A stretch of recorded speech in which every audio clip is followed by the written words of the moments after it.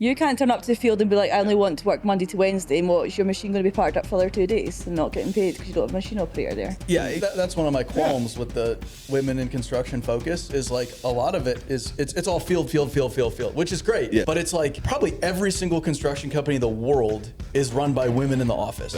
We do anything from a like 1,800 square foot house all the way up to a 25,000 square foot house. I don't understand freedom units, so you're going to have to help me with like yards and very, meters. very rich people. Let's just say we do a house that's a $400,000 house to buy it. We get up into houses that are $50-60 million to buy the house. How many houses And in these- Scotland and these- do have 50 or 60 These- million? Yeah. These aren't primary residences either. Now, the people on LinkedIn, like the room, the audience is very different. It is the people. Yes. Like, that's your audience that you actually, that if you can get in the room with, changes your world. You had some negatives from? How long you got? Oh, there's some spice coming from that corner.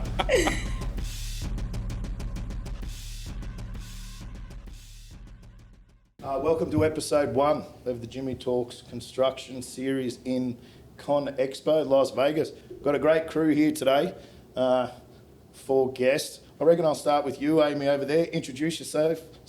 Introduce yourself. I don't know why that's screwed up. Say hello, and say what you're doing here.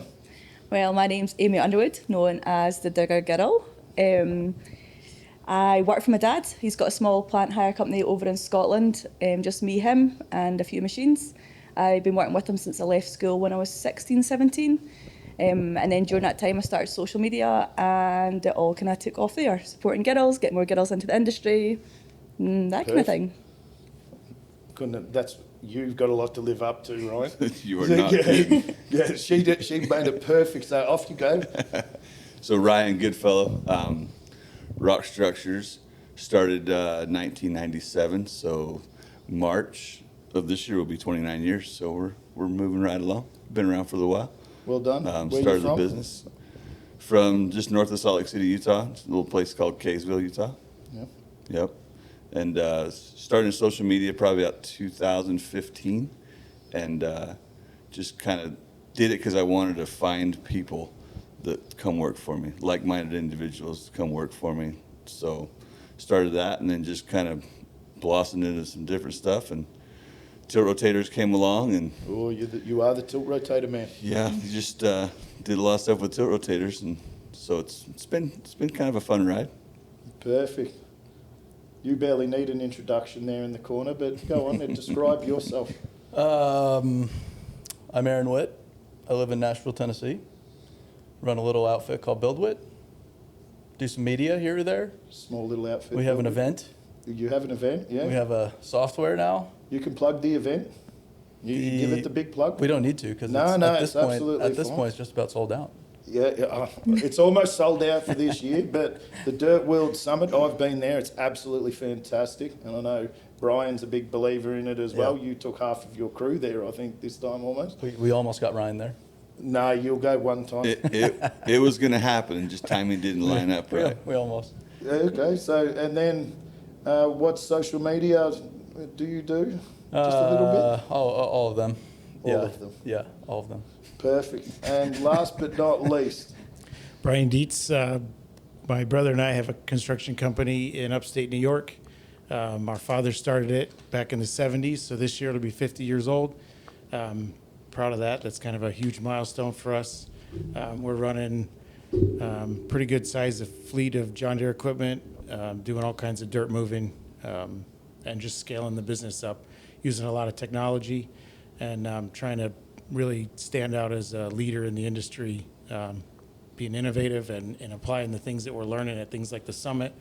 And that's why we come out to Con Expo, because it's just an incredible place to network with a lot of people and see the latest equipment, but also, you know, that networking to make the connections and meet guys like you guys that are working around the world doing just incredible stuff.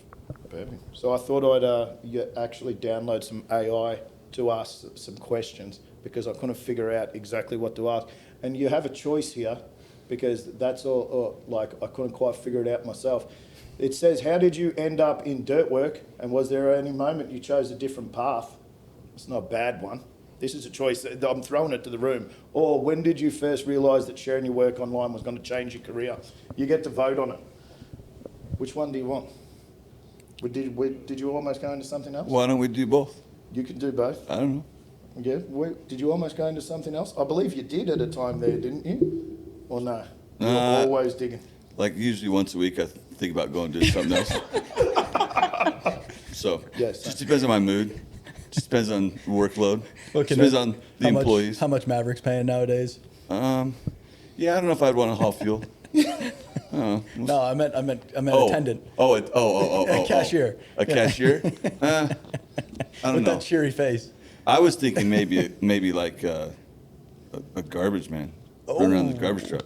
That would, That be would sick. actually be good. That would actually be sick. Because I'd get to see different places every day. Yeah. I think Keep it my would be mind really going. interesting to hear from the two ends, because you both work in family businesses, and family businesses can sometimes, you would want to do anything but what your parents did at some point. So did you ever think about doing something else? Yeah, I think all of us boys, we dabbled in other trades. My dad, there was a period where he was kind of starting to become a developer, so we started building houses, early 2000s.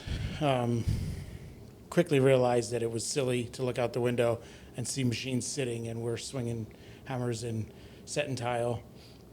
So I I can see you being a tiler, if I'm honest. I did a pretty good job laying tile, but I just didn't enjoy it the way moving dirt, and we got really good at that, and there was a lot of passion in that. So, I just couldn't see myself doing anything else. It definitely was like, this is who we are and what we want to do.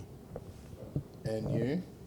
Well, I've got an interest in taking this actually, because when I wanted to leave school, I wanted to be a mechanic. I wanted to go and fix the things what my dad broke.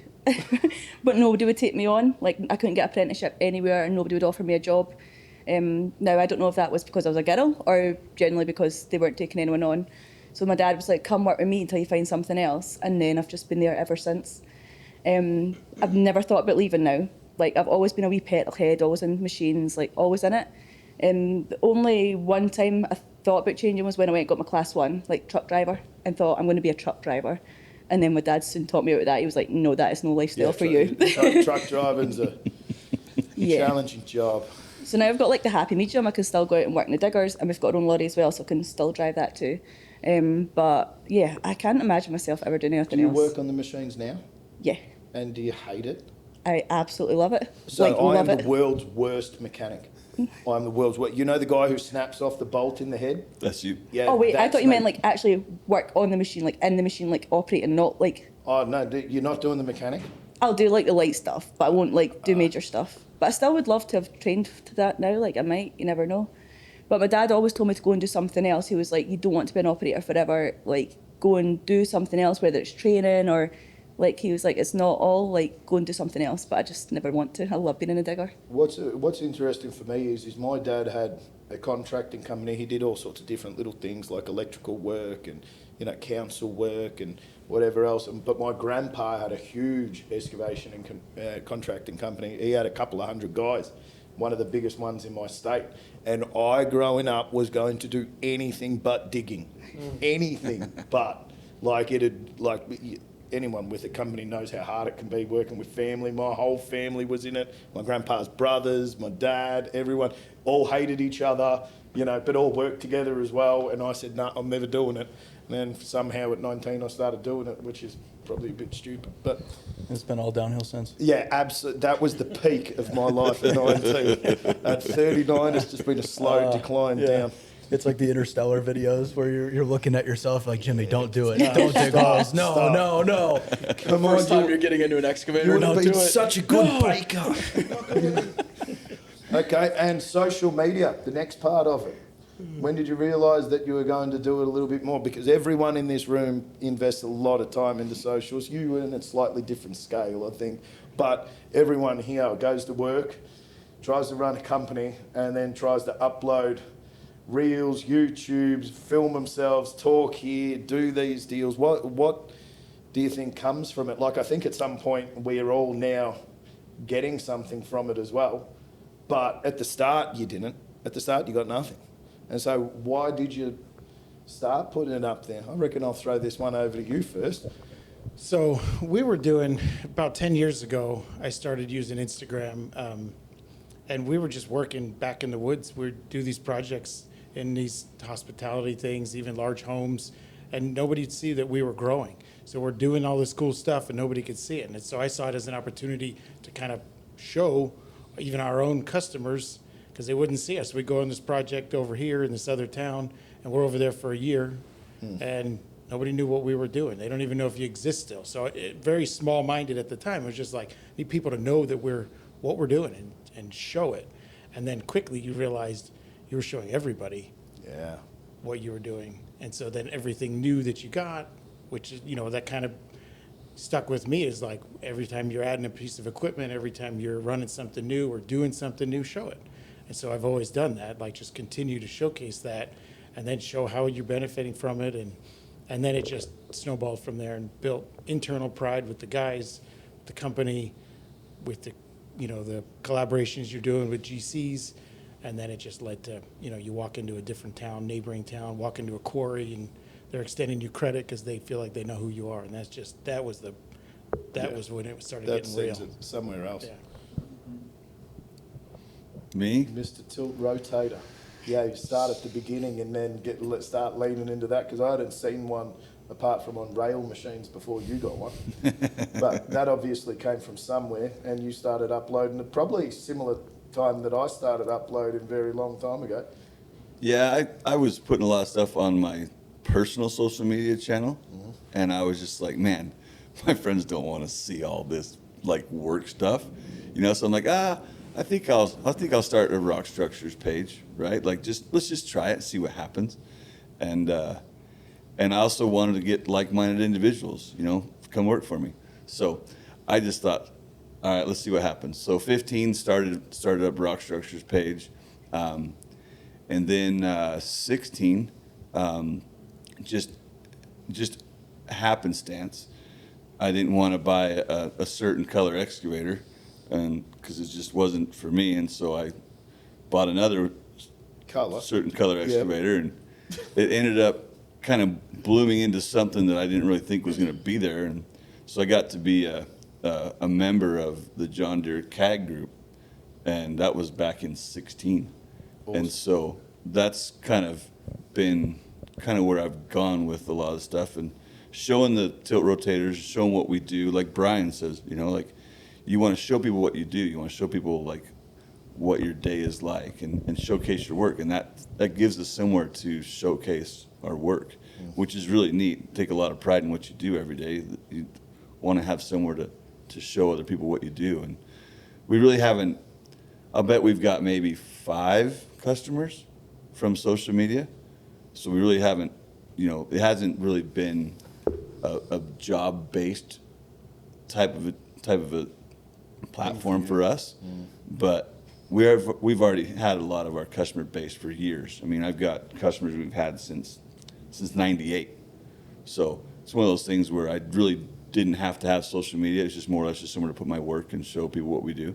And then it's been awesome because it's blossomed into other things, like relationships, right? Like just amazing relationships. Like I've known Brian for a long time. I've known Aaron for a long, long time. Like Aaron drove up to Utah from Arizona because he wanted to see the tilt rotator. He wanted to see how it worked. And we just happened to be working at a guy's house, and he knew who the guy was. And, it was pretty cool to kind of see it all come together. And then, met you, like, what was that, back in 17? 17, yeah, and, first time.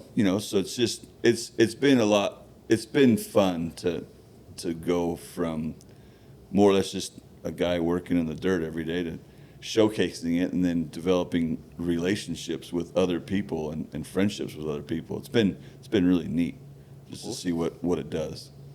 I'm going to leave Aaron till last. So what about you? What made you start the social media? It's kind of the same. Like, I was posting on my personal page, and I was like, why am I posting this to all my girls? Like, they don't want to see me in the digger. So I started the Digger Girl page just to show me at work. Didn't think anything of it. But, like, quite early on, I had, like, loads of girls. I'm not going to name this all to girls because I feel like it's a whole generation thing. Like, I've got loads of young boys messaging me as well, being like, oh, how'd you get into it, and want to know a lot about it. And I soon realised like I was actually showing the people, like other people could do it. Because like I'm not old. Clearly, I'm not as old as all yous. I'm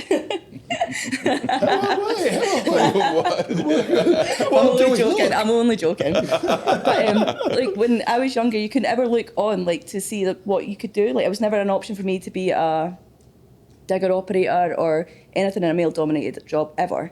Like you wouldn't go into a careers office in school and they'd be like, oh yeah, you can be a digger operator. They would never say that. So then I soon realised like if I was showing everyone else that you could do it, like I could do it, they could do it too.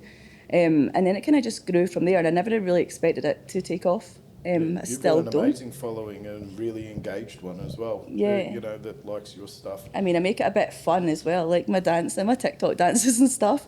But also, like, I know my way around a digger. I do know what I'm doing as well. So yeah, I didn't honestly mean for it to go what it's been like, but it's been good. Same as like you guys as well. Like it's been great meeting people from all over the world and all these different like opportunities and stuff. There's so much more to construction than just sitting in a digger. Yeah, 100%. And now, the guy who has actually probably leveraged the most from social media, Mr. Aaron Witt himself. That's all, as Bob Ross says, a happy accident. Well, in construction, there'd be few that could hold a candle to what you've been able to pull out of social media, what you've been able to build. So, well done, firstly. And secondly, what do you think it's done for you, and what's the biggest impact that you reckon it's had? Oh, I see. I mean, it's done everything. Yeah. Everybody we've hired, social media, all of our business, social media, go around the world now. Social media, I've dated people because of social media. I mean, you can go down the list, and I never expected any of that. I never expected you to get a date. No, okay. I was dating someone just down the road from you. Yeah, you were. Absolutely. It's extraordinary. Whenever someone, can I swear? Of course you can. Oh, okay, good. Whenever someone talks shit on social media, it's like, well, you're probably not doing it very well, because it's sure there's all these downsides that I could go focus on, but the power of it's unbelievable. The power of it is unbelievable. Yeah, like even last week I was in a diamond mine. I'm underground, hundreds of meters below the surface, below a lake, in a frozen diamond mine. And I go into this workshop. They have a underground workshop, so they don't run their equipment up to the surface. They just work on everything down below. The welder, the fitter, whatever he does there, he was like, I follow you. Hey, how's it going? And it's like, just that interaction alone, it just boggles my mind every time it happens. I'm like, wow, this guy under a lake in Canada knows who I am because of social media. And he thinks you're a fuckwit. He doesn't think he knows. Yeah, because of social media. It's a matter of fact. But I did it purely selfishly to begin with. I listened to a podcast about personal brand and was like, well, if I have a brand, I'm going to get more career prospects in construction. And then it went off in a whole different tangent, and I've just been running with it since. Real interesting. I've probably got two social media stories. I've got the one that I made for Starbucks at the beginning, which is where, Instagram came out. I miss your Snapchat, though. Yeah, and then I started Snapchatting as well. But Instagram came out, and I downloaded it. But what am I going to do? I can't take photos of breakfast because I'm eating breakfast in a digger. So what am I going to take photos of? Oh, here's a hole I dug. Here's a hole I dug. So I could have an Instagram. That sort of came. But then there was a few, or maybe a couple of years ago now, I read something about personal brand and that your business brand is going to sink, because there's so much good content out there now. It's like some of these reels and posts that people are putting out now, like even though they might not have the biggest company or anything, which doesn't really matter either, but they're so polished and so great that now you go, yeah, that's another polished video, yeah, that's another polished video, and it doesn't have the same impact, And so then the personal brands sort of stuff, I decided to do that, and then somehow I've ended up in a hotel room in Vegas with, 4 people sitting here in front of me trying to figure out what to talk about. But that's the fun thing about you, is no one can do you better than you. And so if you just deep right now. yeah, excuse me. Yeah, I don't mean to go so deep so quick, but if you just go all in on you as an individual, no one else can do it. Yeah. Which is awesome. Then you don't have to compete with anybody. You don't have to worry about anybody else. You just have to do what you do. I feel like that's always been a thing for me, is just tell your story. Yeah. Don't try and be anything else, because if you tell your story, it's actually interesting. Like, there's a lot there, just talking about what you do, who you are, what you like, and like no one can disagree with any of that. That's just real. So that's the cool thing, is like, you know, you have that opportunity because of social media to share that.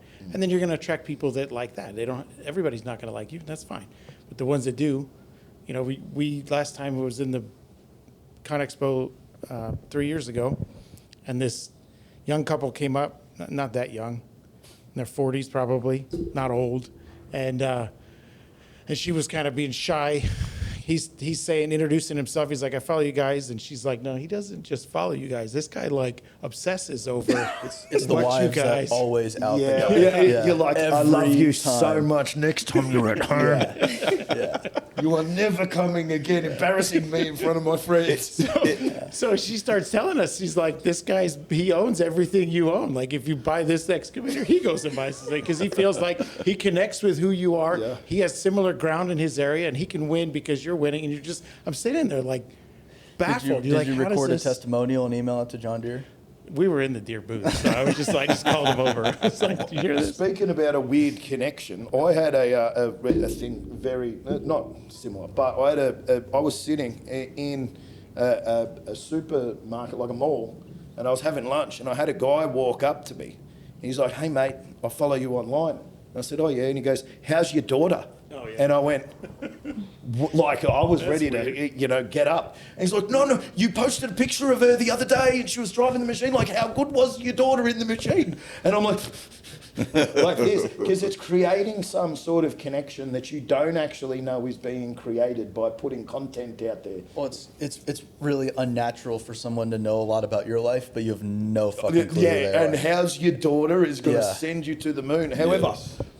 speaking about daughters, I actually have a question specifically for you, Amy. How was it working with your dad and running a business with him? And how have you gotten, which I'm assuming, I won't assume his age, but I'm assuming that he didn't grow up with social media.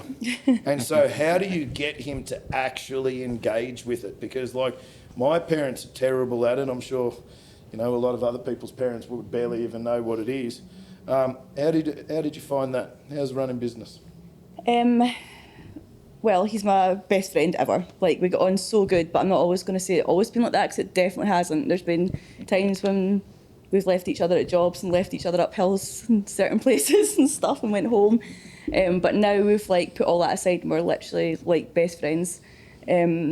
But social media side, he wants to pretend that he doesn't like social media. He's got a secret account on Instagram and he watches everything that I post. He only follows like me and a few others, but like he was watching all the time. Like he'll be watching this, he'll be watching if there's any like attachments, he like sends them to me or like says, oh, what's that attachment do? Or how'd you do that? And like he'll ask all about it.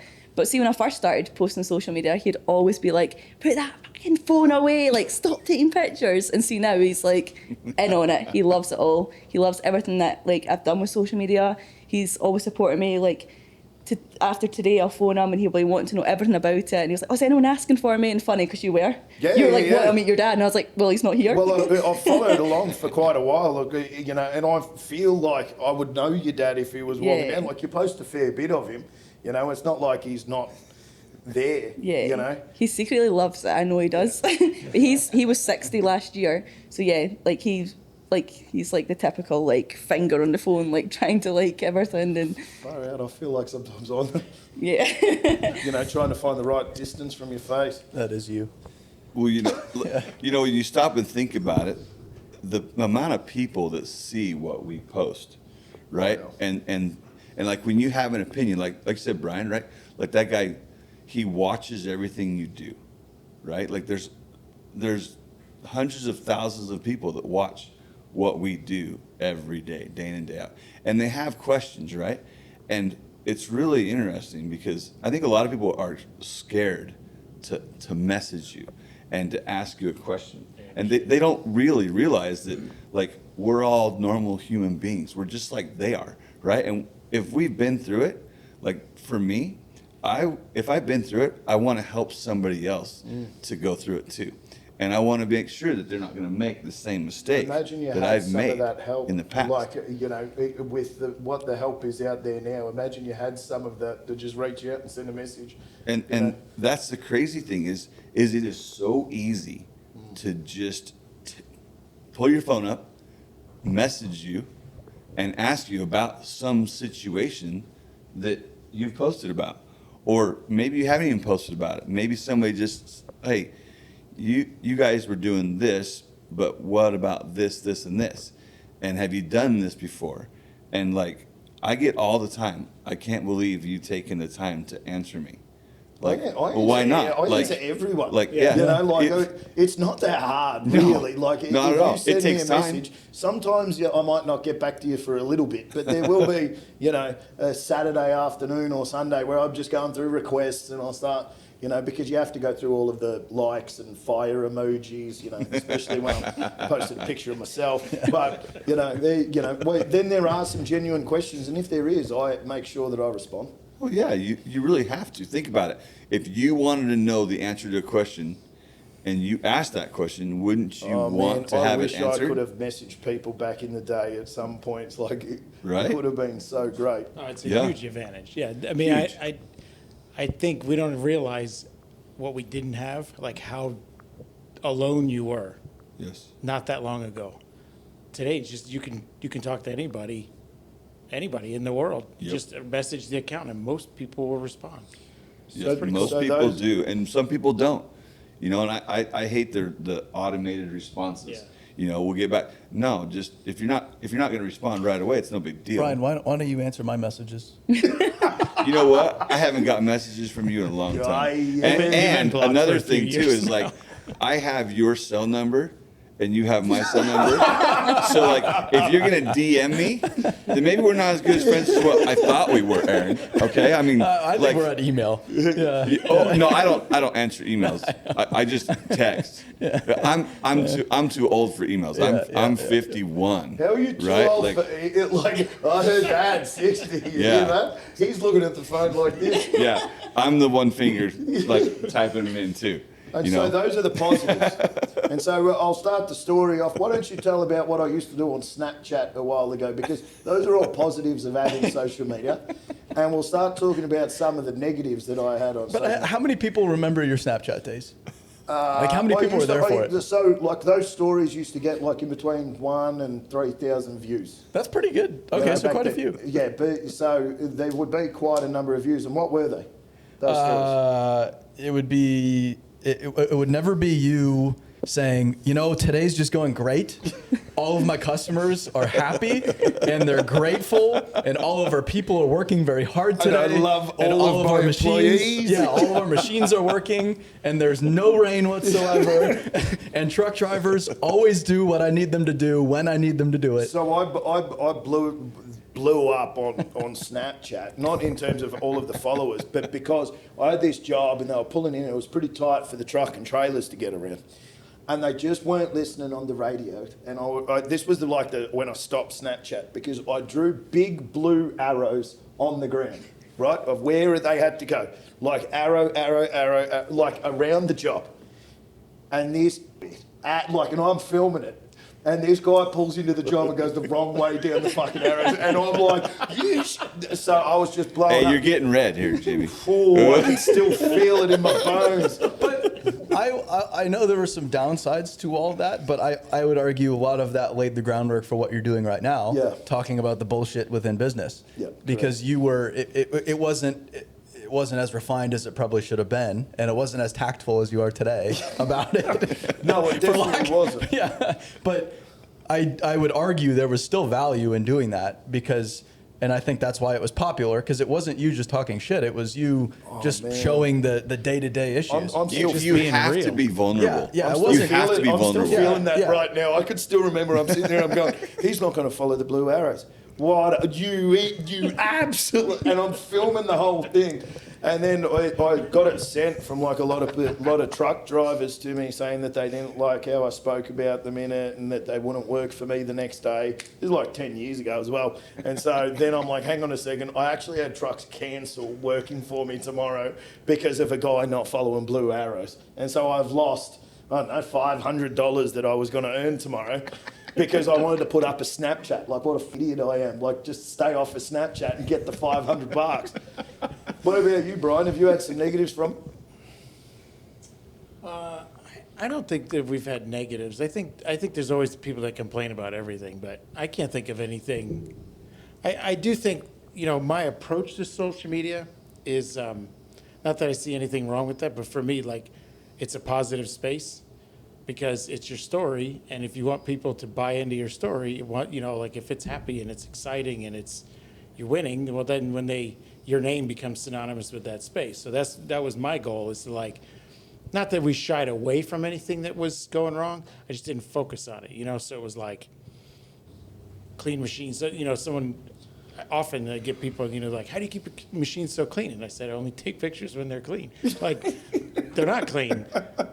They're very well taken care of, but they get muddy. They got to get cleaned again. But when they're freshly cleaned, that's when we take a lot of pictures. The sun's out and it looks great. So I wouldn't say I've seen a lot of negatives. I'm sure there's stuff. I just can't think of it right now. Have you seen any negatives on this side of the couch? How long you got? Oh, there's some spice coming from that corner. Yeah, I've had quite a lot of negatives, but it's more like weird people who think they're in a relationship with me and they're going to marry me, and people phone my dad asking to propose to me, like all that kind of weird. Are you resonating with this? Is this making... It's the female thing. It's so crazy. Like, Yeah. you guys are just like us, right? Like, there's nothing different. Not a thing. Really, there isn't. And a lot of women can do things better than guys. And it's like I had a guy one time say to me, why is she above me? And I'm like, wait a minute. Like, what are you talking about?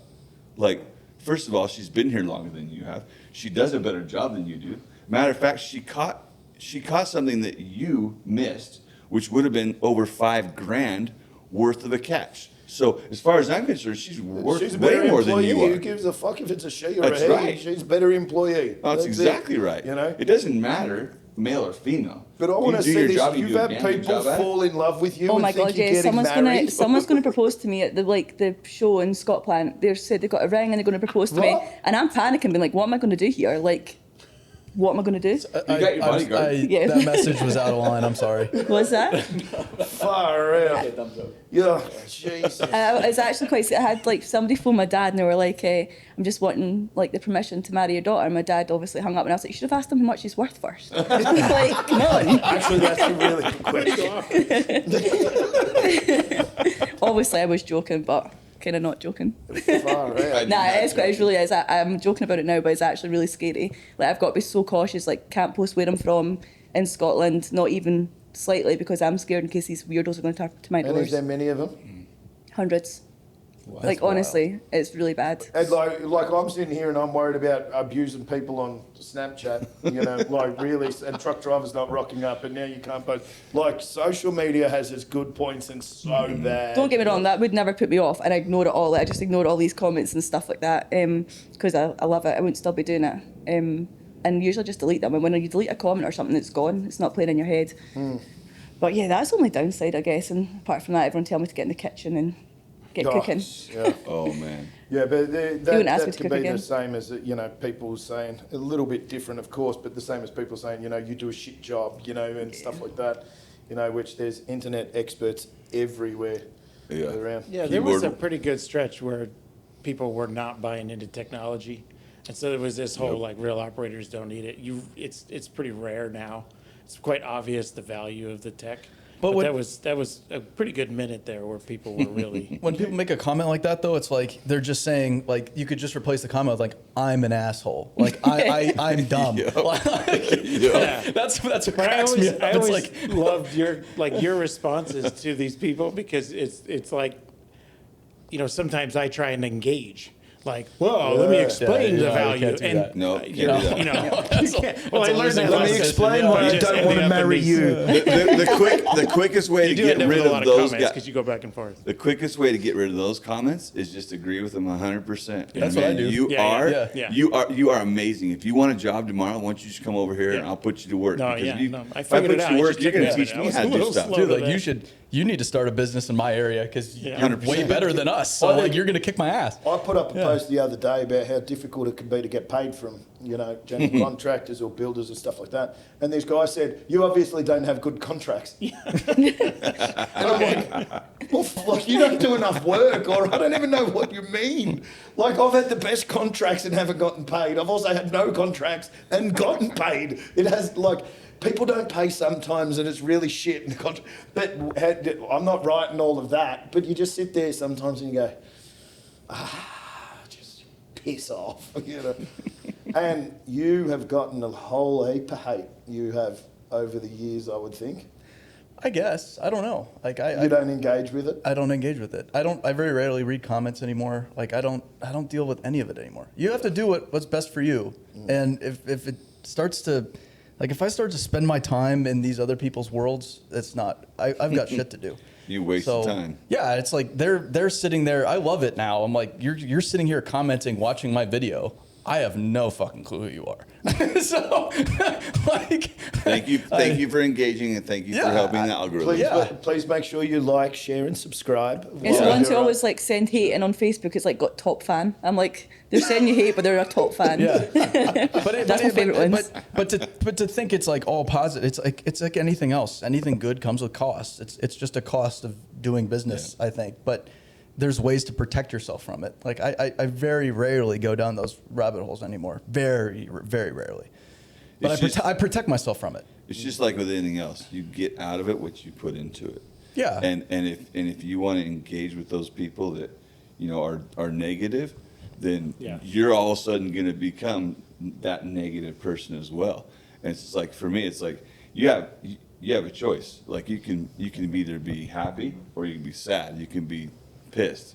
It's your choice. Like Yeah. it's all mental. Well, Like, and if you're really doing your thing, there's not a lot to criticize. Like if someone were to write like you don't work hard, it's like you're Okay, right. I don't. you're right, like I don't. like oh fuck you got me. Like, Yeah. like You're always running races.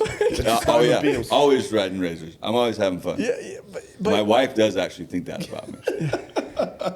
But I keep telling her she's wrong. Of course, you need. But I to can't write- tell my wife she's wrong because she's never wrong. This is a circle argument. I can see what's Uh-huh. happening right Oh here. yeah, we could go round and round. I for got sure. I got a question for you, Aaron.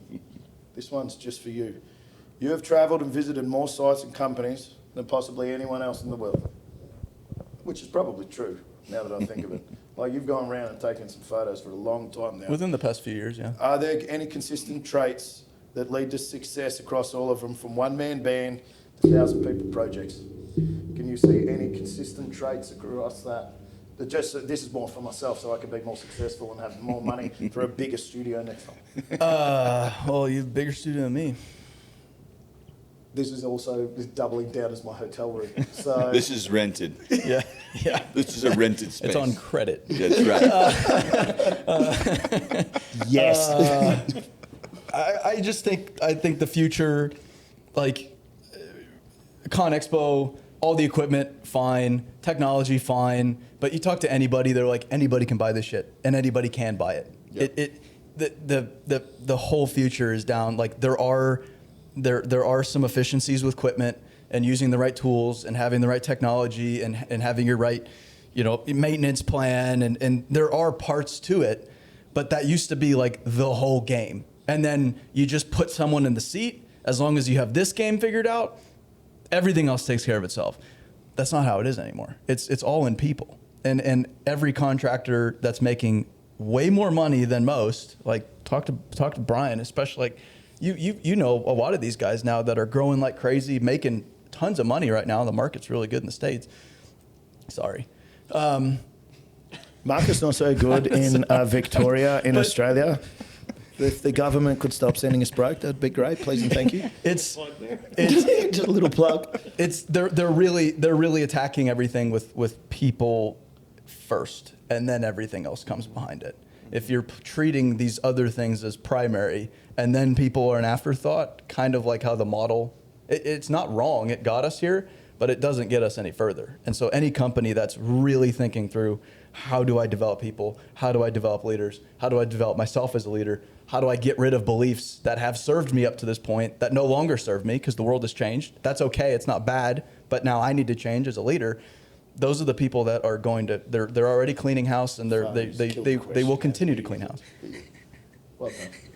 You Ooh, really that was sucked there. bad. But well done. That was a good Brutal. answer to the question, because I am the same. I thought that I just had to throw more equipment, more people at the jobs. And then it ended up that I was making less money doing bigger jobs, which I thought were going to have bigger margins at the beginning. But you have to have the right people at every layer with the right level of investment as well in the company, because it's not just about having a really smart, guy or girl who's doing ops.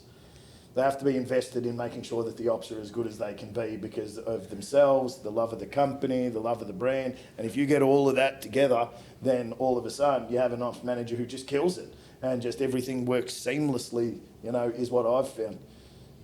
Yeah, same with us. I mean, the whole leadership thing, the last few years, I mean, it was the perfect timing for us with the Dirt World Summit, because as we're growing, we're just realizing you can only buy so much equipment. And that's incredible. I mean, we cannot do what we do without the equipment, without the tech, without the efficiencies of everything that's happening. But you can do nothing without good people. Yeah.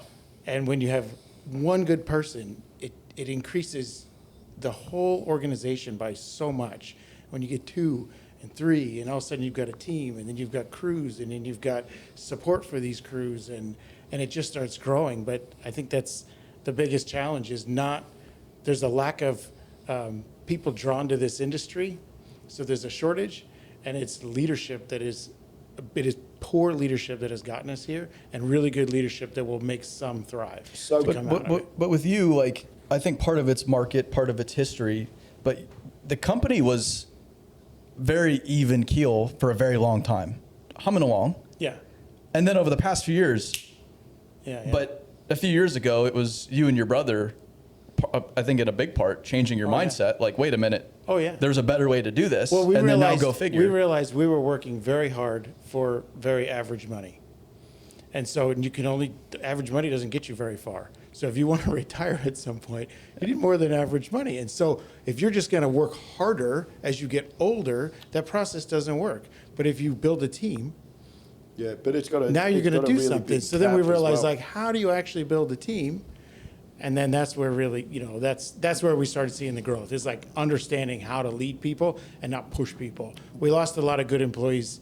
They wouldn't have been our ace ever, but you just push them away because you're a really bad leader. Yeah. Yeah, I've always said you can only grow as fast as you can find good people to fill the positions to help you grow. Like, you can go out and buy equipment all you want. You can throw all that money at that all you want. But if you're not finding a good person to put into the role that helps you to move to the next level, and then the next level, and the next level, you're going to stay stagnant. And I totally agree. And I think that you're going to, every once in a while stumble across a really good person that you could rob from a good company, because good people have good jobs. Yes, exactly. Like, they have a good That's right. job because They're already good. employed. They got a good head on their shoulders. And Yep. every once in a while you get someone that wants to move or wants to change, or maybe the company does take a dive, change the leadership over there. And so you kind of score that. But one of the most rewarding things that we've experienced in the last few years is just actually seeing young people develop, actually seeing them go from a hardworking, good kid with a little bit of an attitude and turning them into a real leader at an early 20s and just killing it out in the field and growing and just thriving because their abilities, but also we're setting them up to win. So we're implementing things and processes and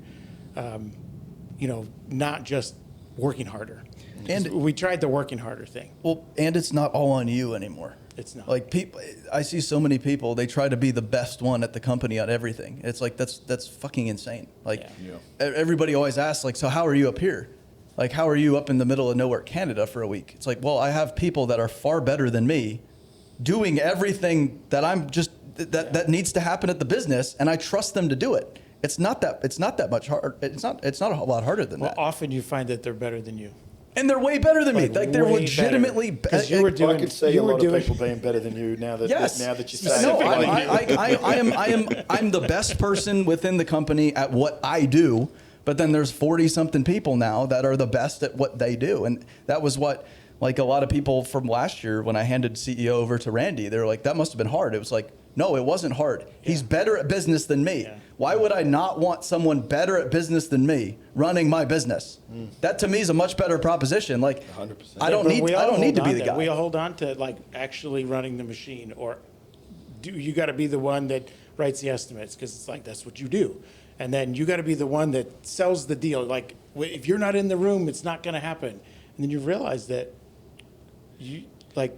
Sure, if You you're don't- there and you're you don't doing have it, it's to be good, in the but you room. don't actually have to be the guy. You find other people and they thrive, and then that actually builds respect for you Yep. in those situations. I just found a guy just a year ago that he is exactly what I needed in order to help me to further my business.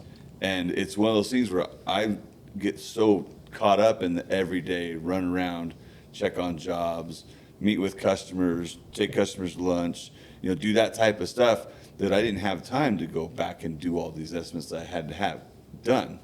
And now I've got a project manager estimator that goes out and he takes care of that stuff. He does the office stuff. He does the things that I'm not good at, that he excels at. And together, it's called teamwork, right? And if I can find 2 or 3 more like him, then we can really scale our business up more and more. And we've got 22 guys right now. I'm not really looking to get a whole lot bigger than what we are. Just when he came to work for me, he asked me what I wanted. And I says, I want to get better at what we do currently. Yeah. I don't need to be going and setting the world on fire. I want to perfect what we do right now. I don't need to get bigger. I just want to get better. I want to get better at what we're doing right now. And that is what we have begun to do over the last year. Is we've figured out those processes and we put them into place. And our guys, all of my guys, all my top guys have been with me anywhere between 4 and 7, 8 years. That's great. And so we don't have a lot of turnover, and we have a really good core group of guys, and we have a great relationship. Everyone helps everyone. And that's what I want. And that's one thing I've always respected about you, especially in the past few years, is like you did the growth thing, and you got your ass whooped, Big time. and you know what you want, and there's a lot of people that I see just growing for the sake of growth right now too, and like a bunch of people have recently asked like, hey, I need to grow, I need to figure out how to grow. And my first question is like, why do you want to grow? Yeah. give me your goal? give me a good answer. Can I be rich? Well, but it's like, well, and one guy was like, no, you're right. well, I want more money and I want more time with my family. I'm like, I think you actually get less. That's not gonna work It's well. so true. If time with family is the goal here, that's probably not going to happen. But I've got something a little bit interesting here because you're talking about America now is obviously on the up. 5 years ago or 7 years ago, at some point, I came over here and everyone was real sad and America was on the down. I built my business on Victoria, which is my state, on the up. What is the market like in Scotland and UK for digging and growing a construction and excavation company? It's funny because, like, me and Dad never want to grow. We never want to be that team who has 20, 30 to 100 guys. Like, we always just want it to be us. Because it's like, we've seen, like, Dad more so than me. Dad's had the business for 40 years. I've been there. How many years have I been there? I But don't know. It's your story. I hope you know. I don't know, 13 years or something. Can But someone see, look even within that, I forgot how old I was. See, Manager in the corner. No. no. How, like, he's seen, like, all these companies try and grow and go full, like, as you're saying, getting all the machines, trying all this stuff, and then they're getting, like, people in who were, like, to drive machines, who was, like, a chef, like, straight from the chef into the machine to try and drive just to build it. We've seen them all go up, try and do everything, and then all going to shit for them. Like, we've watched it come and go all the time, and we're just happy doing what we're doing. We've got good contracts, we've got each other, we can rely on each other, we know what we're doing. Like, we don't ever want to get any bigger. It's really interesting because I reckon I made the most money when I had about 15 or 20 guys. That's what everyone says who I speak to. Yeah. We can run a lot of people at work, like because we sub in a whole heap. But still, the best money was 15 to 20, I reckon. Like real tight, you're over the top of the jobs, you've got a real strong crew, and because I know you got up to like 50 guys at one point, or 40, 50 guys. Yeah, we had 43 at one point in time. And then you've dropped back down and 20. I reckon that it's about 15 or 20 guys. If you can get that sustainably right, and then it's really to launch up from there. I don't know if I did it right, but my market was just insane. Like the market in Victoria, they pumped, I don't know what it was, like I don't know, $100 billion or whatever the number that they used, but it meant that anyone who was willing to take the risk, anyone who was willing to take on a contract that you probably shouldn't have signed and then actually get it done, you could grow a big company in a short period of time. And it sounds like in some states of America, that's sort of turning a little bit as well. Like if you've got a business and you're willing to take on some jobs, the jobs are there, which is really important too, because if the jobs aren't there and the real estate isn't being built or the subdivisions or the infrastructure, well, you can try and grow and have the best guys, but you're not going to be able to lift up. What's it like up in New York? Yeah, I mean, we're in an interesting spot because just south of us and just north of us, there's a ton of work. So in the Hudson Valley that we're in, it's consistent because we're an hour and a half from Manhattan. So there's money. There's always money coming up to that area, but it's not like tract homes and big industry in that area. So it's a lot more hospitality and kind of a vacation spot. So we don't get those big projects, but now we're traveling an hour north and an hour south is our scope, and that's where our biggest projects are. The freeway runs right up the middle, and we're chasing those bigger sites. We just find that now that we have crews that are well established, we've got the gear for them to do it, we've got the office to support it, and the process is we're very efficient. So if we're going to go and put 100 feet of pipe in, we might as well put 1,000 feet of pipe in, because once we get set up, we just want to go. I say it costs me the same to do the same amount of paperwork and everything in the office to do a $5,000 job or a $50,000 job or a $500,000 job. But that's why we've got to estimate it, chase it, pay all of the bills and everything. It's just a larger process that we're doing. We just keep moving further and further from residential because of all the changes and all the slow pace, and you got all so if we can go into a site, we're trying to own the whole site. We want to do everything, bring you all the way out of the ground, complete, and then hand it off, and it's just the building.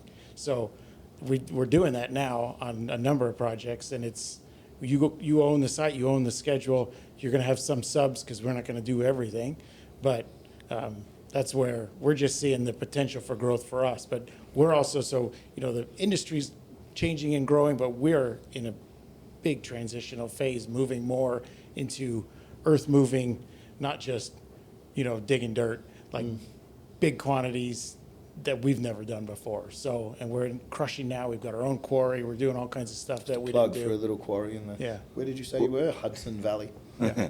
Well, it's like you said, Brian, right? Like we've done residential pretty much from '97, from the day I started, and we've done nothing but residential. And about 4, 5, 6 years ago, these builders started telling us, hey, if you want to do the basement digs, then you need to do all the horizontal work.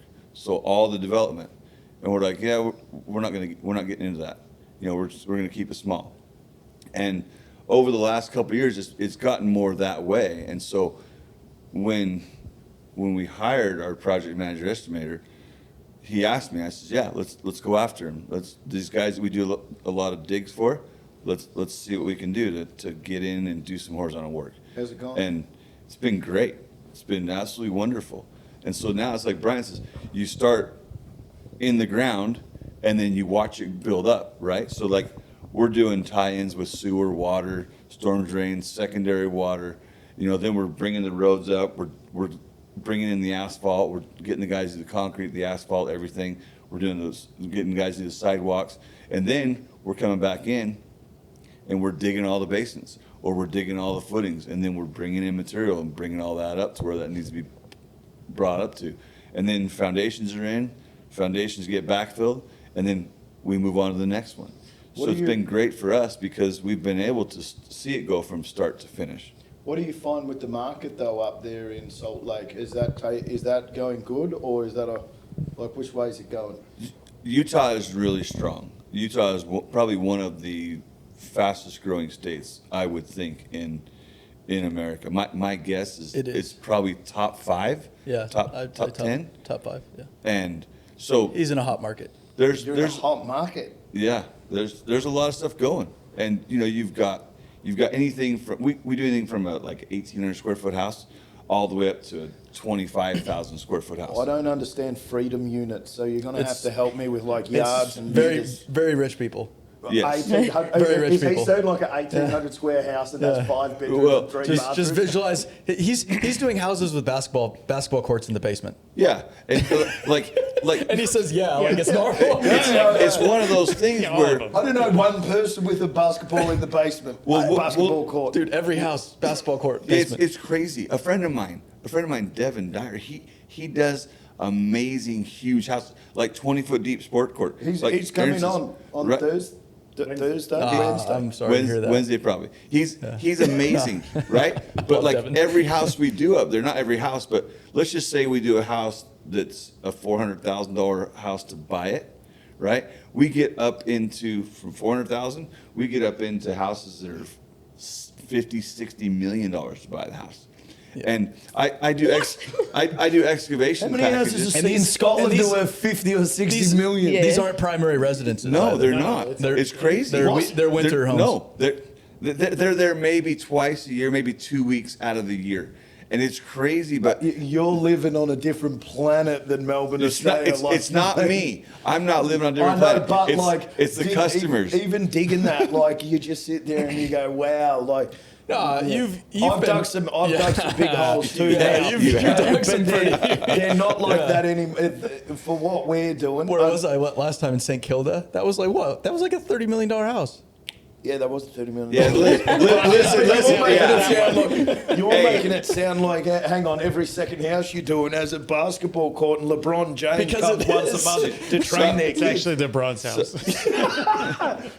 Or Post Malone's house. Yeah. It's crazy, but it's one of those things where we'll do a $10,000 excavation all the way up to $4 million excavation for A house. a house.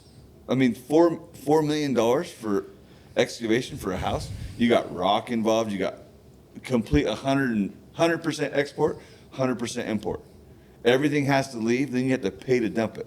Then you have to bring everything back, and you have to go buy it at the pit because it has to pass specs. Is everyone else here in It's Bunny? crazy. Is But, everyone else it's like his market's similar to like what happened with Melbourne. A lot of people then went down to the peninsula. Yeah. And they spent a bunch of money down there to just get away from the city. Like a lot of people are going to Utah to get out of California, Oregon, Washington. They're going into Utah, Idaho, I did. Arizona. Is that where you're I left from? California. Yeah. You're not Californian. Not anymore. But I left a family business. Well, yeah, your family Like what- business is still out there. Like what Brian, Amy, I mean, it was started in 91. And it was trucks, and I had nothing to do with trucks. Huh. Why Like- wouldn't you want anything to do with trucks? Well, And Amy they're wanted to be a necessary. lorry driver. They're a necessary evil, right? But hey, I'll tell you what. What's crazy is I could not charge for a transport when I first started in my business, and I finally had to look at it as, wait a minute, my dad would put food on our table by transporting equipment around. So how can I not charge for that? That's a service that you're getting, right? And so the more I started thinking about it, I thought, you know what? We should be able to charge for transports. We should be able to get paid to mobilize these machines in. And as soon as I got into that mindset, then it was like, yeah, I'll just hide it, right? I'll just hide it in the bid. Like I don't have to name it out there, but I'll just put a couple extra hours into a machine. You know, There we and go. Watch out for rock structures with Yeah. a couple extra hours. That's right. Read between the lines. If his mobe's a little heavy. Yeah. Or even if I have a mob in there, you know, I mean, guys will say, "Hey, you're $400 more than the next guy." I said, "What, they're not charging a mob, huh?" You know, it's Oh, yeah. I don't know anyone who doesn't charge for a motor. You have to charge. Yeah. Like the trucks are so expensive. Yeah. The trailers, the permits, the insurance, the guy Well, driving it. nowadays we're able to charge for mobilization and administration. I mean, you stop and think about it. If you got to have somebody on site the whole time, making sure your guys are doing what they're supposed to be doing, that should be chargeable. I've got to ask Brian a question because everyone gets one. Brian, how do you navigate family dinners and life without making them into business meetings? You might actually be able to talk to Amy about this one because You know, when you got brother's a dad. yeah, when it's a family business, I mean, that's an interesting thing to navigate because it's very easy anytime you're together, obviously, to talk about work. So I think something that really helps is if you have some, like what Amy was talking about, if you have passion for your business, it's not really a problem if you're talking about it. So like in our family, our wives are super supportive. You know, they've always been. It's a very positive thing around our families, the business, and so it comes up often because they bring it up. You know, the kids are bringing it up. They're excited about the business because it's a big part of our life. And a lot of people try and do this work-life balance where work is separate from your life, and the reality is, it is your life. So it is a major part of your life. So for us, we don't try and separate the two, but I think that there's also another important factor to add in there, and it was from a book that actually got at the summit that was, I think it's called Winning Starts at Home. And there's a phrase in there that he talks about a concept of being present wherever you are, something to that effect. And so when you're at work, you should be at work. And when you're at home, you should be at home. And so be there with your family and spend time with your family. And, you know, you're going to be engaging with your guys if it's a Sunday evening and you've got to get things lined out, but have processes in place that you don't have 35 people or 50 people direct reporting to you and asking, what are we doing tomorrow morning? Have 2. Yeah. And then have them delegate out and have those processes in place so that you're not just overwhelmed with business. But there's definitely, there's a lot of positive stuff going on in our business, so we get very excited to talk about it because it's exciting. So it does come up a lot. But I think you got to be balanced. You got to find that balance and figure out how to, you know, navigate that. How do you go turning it into business meetings with your dad when you're meant to be having dinner or catching up with your parents? Yeah, we do it all the time. Me and Dad are so bad for it. And Oh, the worst thing is, my mum doesn't know anything about what goes on in the business. Not that she doesn't, she's never really has taken much to do with it. So me and Dad will be talking about stuff that she knows nothing about. But yeah, we're probably much the same as you. Like, my kids, especially my wee boy, he's like obsessed with diggers and stuff and that as well. So he loves to know what we've been up to or what we've bought. And do you know what I mean? Like, yeah. Apart from my mum not knowing anything about, she wouldn't know the difference between a digger and a dumper, like generally. But yeah, we are very bad for bringing that up all the time. And so when you sit at dinner, what does your mum do? She just sits there stirring Yeah. a plate of pasta while you and Dad are Yeah, talking? her and my sister usually talk about, they're on the kind of same line with work. Like, my sister was a nurse and my mum kind of same kind of thing. So they've got their own things to talk about as well. So it works both ways. Yeah, I know that I have been impossible in my life to try and separate what's happening. Well, your missus is in the business. Yes. Your wife's very much in the business She too. owns it. Yeah. Like she Ryan's actually in her business. that's right. Like, she wants nothing to do with like the social media thing. She doesn't want to be in the limelight. She's just fine with being behind the curtain. But without her, right? Like, it just wouldn't happen. Yeah. And those are the things that, like, a lot of people don't realize, you know, what goes on behind the curtain. Like, you have to keep yourself very guarded because of you're a female, and you get all these idiots that want to talk to you and creep you out, right? And it's not where my wife wants to be. She doesn't want to be there. She doesn't want to show her kids on social media. She doesn't want to have that stuff, and I'm fine with it. Like, whatever she wants to do is great. But yeah, she's, like Aaron said, she is the business. Like, she takes care of all the books, the receivables, the payables, all that stuff. We not end up arguing over we don't. meatloaf on a Sunday. We don't. Like, March of '97 is when I started business. Got married in November of '97. So started both things in the same year. So really, my wife has been there since I was working for another gentleman, and then she's been there since the start of my company.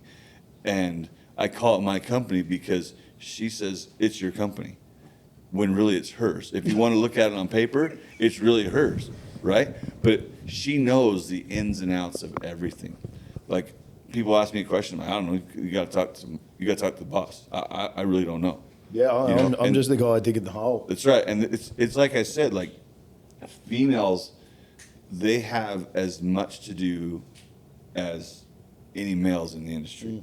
Like think about how, like, you have a gal that works for you, right? And without her, or without several of them, right? Of hers, I know 3 of them. Yeah. But without those 3, you would be 100% screwed. Yeah, the company wouldn't run. But that's one of my qualms with the women in construction focus is, like, a lot of it is it's all field, which is great. Yes. But it's like almost probably every single construction company in the world is run by women in the office. That's exactly right.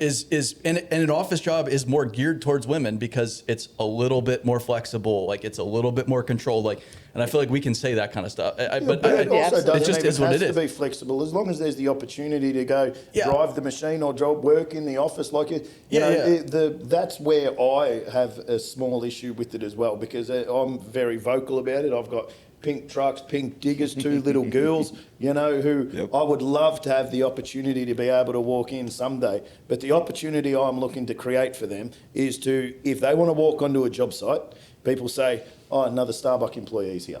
Not, it's a girl who's gotten a job given to them. If they want to walk into an office, they say, I'm here and I know my shit and I'm going to get it done. Which I appreciate. But there's also the reality that, like, women are the only ones that can have kids. Exactly. It's got to be flexible for that. The office is 100% more flexible than the field. You can't turn up to the field and be like, I only want to work Monday to Wednesday, and what, is your machine going to be parked up for the other 2 days and not getting paid because you don't have a machine operator there? Yeah, and you know what I mean? And even like, it's tough for the women. It's a rabbit hole, but it's like, I wish we could also say, like, hey, without and they'll say, like, the 7%, there's only 7% of women in construction, but it's like that 7% without them, the whole thing's fucked. Like, the whole thing's fucked. The whole thing unravels without the women making it happen. Structures and Starbucks closing. But that's like every company. Together, buddy. Well, you think about a relationship, right? Relationship between a man and woman. It doesn't happen without the woman keeping, like, tabs on the male, keeping him in line. Right? It's like it's just like the women in the office. They keep everything outside in line. Yeah. Like, Amy, you are a different female. Like, you love to get out and do the work, which is amazing. I love it because you are probably a better operator than most guys out there. And I think it's awesome. Better than me. I've given up the ghost now. I think it's great. And we all have our place in this industry, right? You have found your place in this industry. If it wasn't for me working for my dad, though, I would have had to, when I had kids, I've got 2 kids, so I had mine when I was 21 and 23. So if I was working for a company, I would never, ever be able to be in the field because, like I said, nobody's going to be able to employ me working part-time in the field. No, because and that's where the whole thing falls. It's like, we need more women in construction. It's like, okay, but you want them to work 80 hours a week. So, like, and you start at 5. Daycare doesn't open until 8. How are you doing that? Do you have on-site daycare? Like Australia is different. Like, we're in some spots in America, like especially because we have the dads that do the part-time jobs, the reduced hours jobs, and the mums go to work doing the high-flying, ass kicking, big money paying. America has that too, Jim. And so it doesn't necessarily have to be that the woman has to stay and take their kids to school and needs a part-time job. But I think that overall what we're saying is that companies need to be flexible. Like for kids, for families, we're talking about putting people first. You know, people come with kids, people come with difficulties and challenges that you have to be thinking about. But they have to be flexible. But then there's also the reality of like, we listen, need like, people to work. like he's like, I've got frost up my ass, and so we have to work Saturdays right now, or else the whole site freezes and How's we're mom ripping all coming Monday out to do that? Yeah, yeah. I think that there's a balance, and the balance is like, well, what is the right role then? Like, what we welcome women into our company. It would be great. We don't get hardly any women applying. Yeah.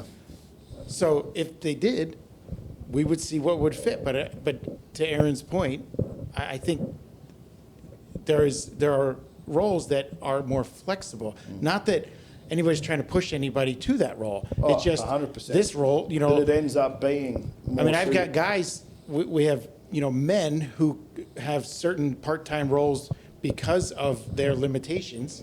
And it's, you know, it just fits for them. Yeah. So, and the limitation may be they have to go to a doctor on Thursday. So I know they need Thursday off. We're not going to put them in this role, but this other role fits them really well. So, I mean, I think it's great if you can create roles and bring women in. The value is tremendous.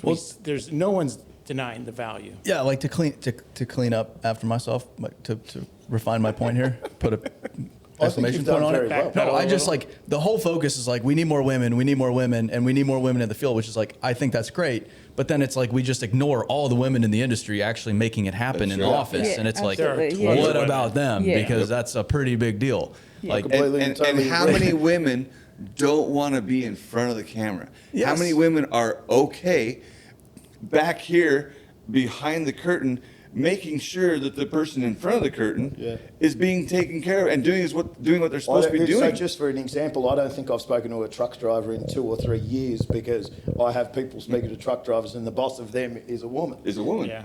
You know? Aurelia. Amazing. and she gets shit done. She does. gets shit done, and And- she and- would never, ever, ever in a million years sit in front of this camera.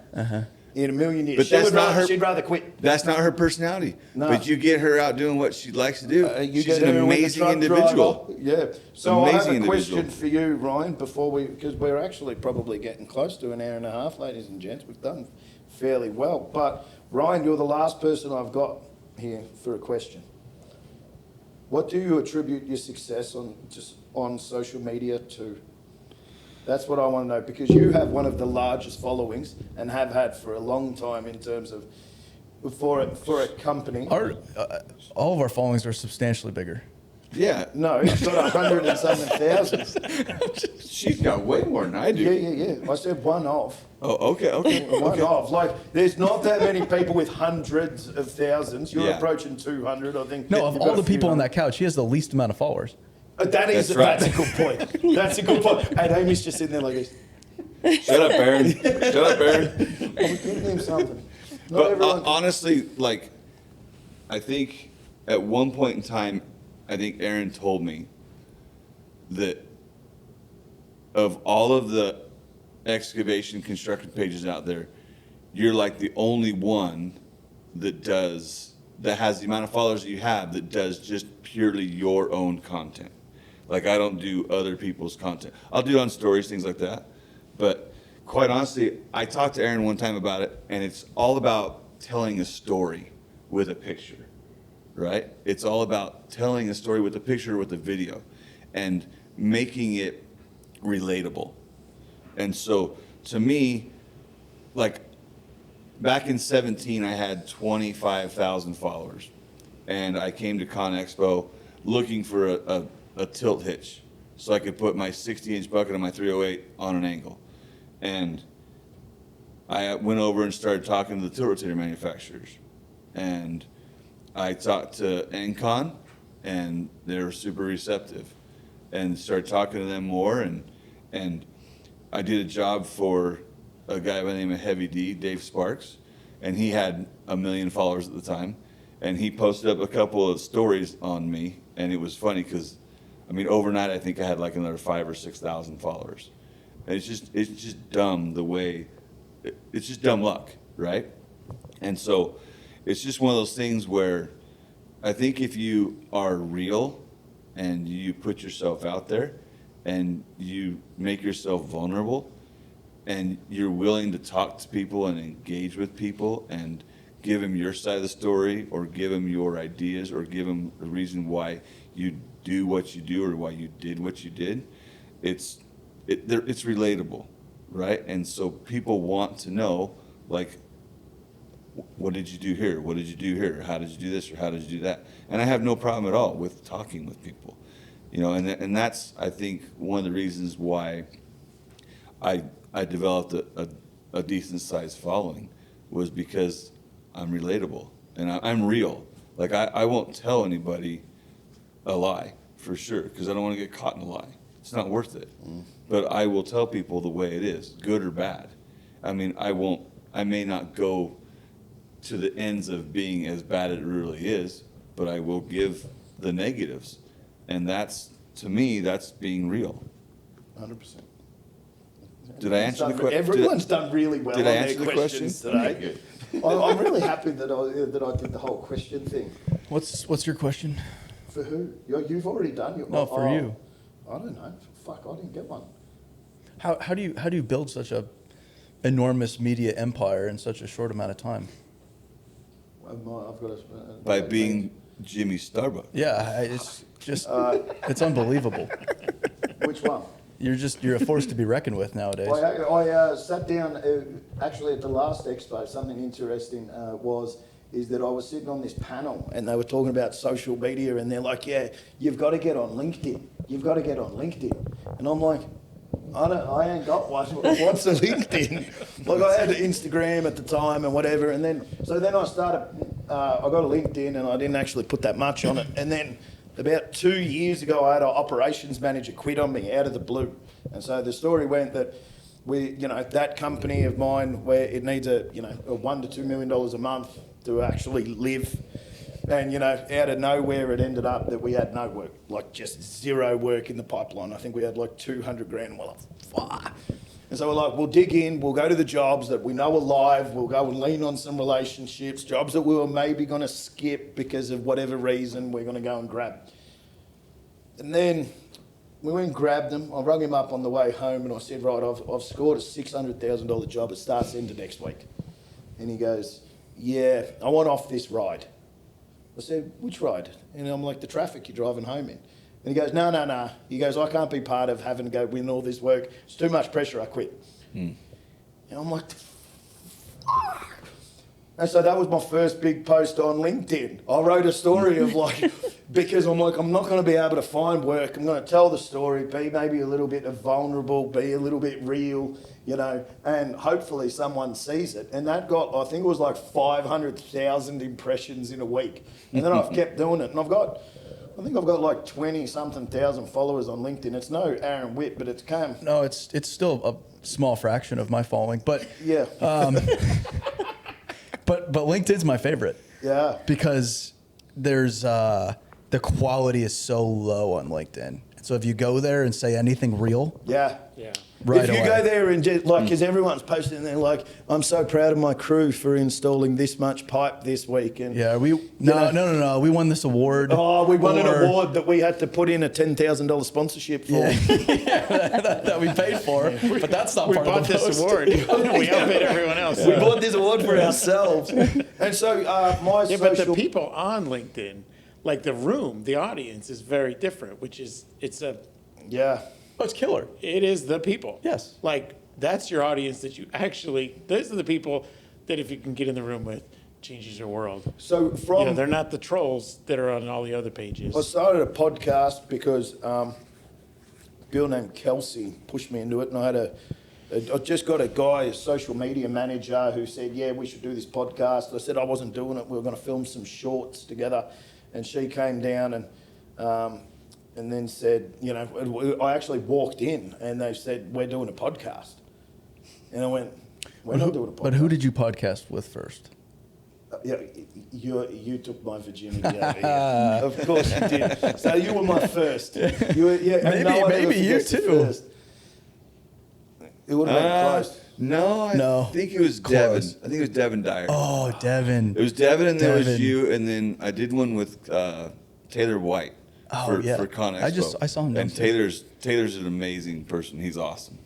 But And since then, he's funny because he's coming on. He didn't think it was going to go as good as it did. He wasn't too sure about me. Well, now we've got probably good one now. of the larger podcasts in construction. A big week for us is like 30,000, 25, 30,000 listens. Wow. Wow. Like, It's awesome. like absolutely cranking. It's great. A shit week, of course, is down at what 3,000 or 4,000 now. Still but like absolutely cranking.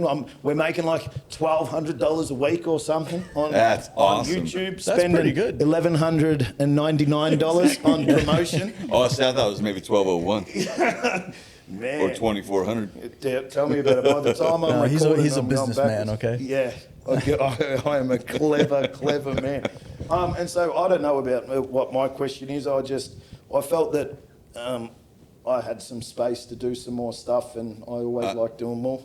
I've got a question for you. Oh, yeah, when is this interrogate Jimbo? Well, Okay, I'm in there. when you have a flat tire, do you stop and let somebody come help come fix it? Seems it's Or best do you, to just send Or it. do you just Just drive go. on it and then figure that it's going to be okay?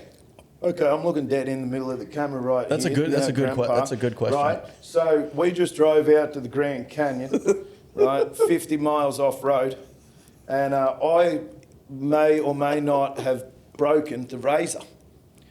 We left, went to the Grand Canyon, and I got a lift back, and the Razor had 2 flat tyres on the back, but someone had given me the advice to drive it out, and so I did. Who was that? You. Oh, I You forgot said- about that. Yeah, you said, oh no, they don't want you to get a recovery team out here. You should just drive it out. So I did. I drove 40 miles and absolutely rode off a Razor, which we could put up some pictures of, and destroyed it. Absolutely destroyed it. And so we're actually up to almost the closing now. Would you believe? Yeah, It was an adventure, Jim. Thank you. Thank you for the laughs over the years. We've definitely you for had some doing this. adventures. I've rolled razors, destroyed them, blown up their motors, and I think that rental razors need to increase their quality. Especially when you're involved. Calm down. All right, I had some closing questions. So, there's a few people in this room that put out a whole lot of messages. You put out a message to the room, to the wider industry in general, about what you want, especially you, and you have a big legacy that you're going to leave. And if you could create one, and I know that you've got kids that work, you're the kids of it's 3rd generation. Yeah, my kids are in it now too. Yeah, and so your kids are in it. And so if there's a legacy that you're able to leave and be a part of and create, what is it? Do you want them to work with you? You looking at me? Yeah, Yeah, you I would. can start. I would love for my kids to work. And Tony's kids, to continue that family thing. They have to want it. If they want to do it, I want them to be in it. We have always had such a passion for this business because it's satisfying. Like we go out, we provide a quality service, we do a good job, we're building a relationship, and we're providing for our families in a good way. And so I want to continue that. I would love to see them have a passion for it and take it to another level or maintain the same level. As we've learned, bigger isn't always better, but just maintain that quality. So that to me, that's the legacy is your name. So I want the name to live on beyond just the work we're doing. Do you called him a wee little man before. Do you want the wee little man to work with you? All I want my kids to be, and this is going to be cringy, is happy. Like, I don't care what they do, what route they go down, just as long as they're happy at the end of the day, because that is the most important thing in life. Well, I think that's a short and sweet answer, and I like it because that's exactly me. My girls, I don't need them to work for me. Yeah. I don't care if they never want to dig a hole in their As whole long as life. they speak to me as well. They've Yes. got to speak to me and be happy, and then that's it. Yeah, correct. And what about you? Same thing. Like I have 2 daughters. One of my daughters, she's a 4th grade teacher right now, and she's married. And if they want the business, if either one of my daughters wants the business, they both want the business. If their husbands want the business, they have to prove it to me that they want it, that they can do it, and that I'm totally good with them taking it over, 100%. Just like Amy says, as long as my kids are happy, that's all that cares. That's how I measure success, is being happy in life. You can be successful and not be happy in life, and you have nothing. You have to be happy, and you have to be successful. That's what defines success for me, is being happy. And your legacy is going to be different, I believe. You're putting out a whole different thing to the industry, and so you can come at it from a different angle than just your kids. What do you hope that Build Witt achieves? I'm without children, so maybe it changes future state. Right now though, there was a guy. Shipping used to be very inefficient. You'd have to take every box on and off ships, every single one. Little, big, it didn't matter, and it was a terrible process. And there was this guy, Malcolm McLean, and he thought there was a better way to do it by standardizing it with a shipping container, which he created the whole system of containerization, which has now created the world we live in. The world we live in would not exist without the shipping container. It's very simple. I often give prayers and thanks to shipping containers. Yeah, no, it's such a stupid, simple concept, but it wasn't around pre-1970. Like, it's still a very new thing. The world we live in, it wouldn't exist without it. We think this is the norm. It's not. This guy, though, he created, in large part, the modern world. No one knows who the hell he is. He kind of went bust in the end, and it kind of just trailed off, and others took what he did and made it into what it is today. And like, traditionally, you're like, well, that guy was a failure. But to me, it's like, well, that guy, he changed the world. And so who cares if no one knows his name? He changed the world. And so that's the camp I'm in now, is like, if people know who I am, fine. If they don't, fine. I'm just going to try to change the world. I'm either going to change the world or I'm going to die trying. That, to me, it's binary. But if people know who I am, if I have some legacy, great. But that's not really my objective. But maybe there's a legacy like building a shipping container. I can see you designing a box, and just a square. No, box I on a ship. like. I have every intent to change the world. Like, we all know. Everyone listening knows the story, and we can actually see it happening a little bit. Like, you can see even just that Dirt World Summit and how that is. Like, I know we're at Con Expo now, but the Dirt World Summit is a great thing that you're doing, and like how many months out and almost sold out of tickets shows that the industry needs something like that as well. So there is some change happening. Yeah, and that, I think, that's the very, very, very, very beginning. Okay, well, Amy, Brian, Aaron, thank you very much. I also need to thank SANY for giving us the opportunity to sit here today and talk, because without them, I probably wouldn't have had the money to do it. Nice. I didn't notice that they were involved in this. No, you hadn't noticed? I didn't catch that. Yeah. Well, Is there a SANY logo on the back of my shirt without me knowing? there is actually. And thank you very much for everyone listening. There'll be another one out tomorrow. Thank you. Catch ya. Thanks, Jimmy.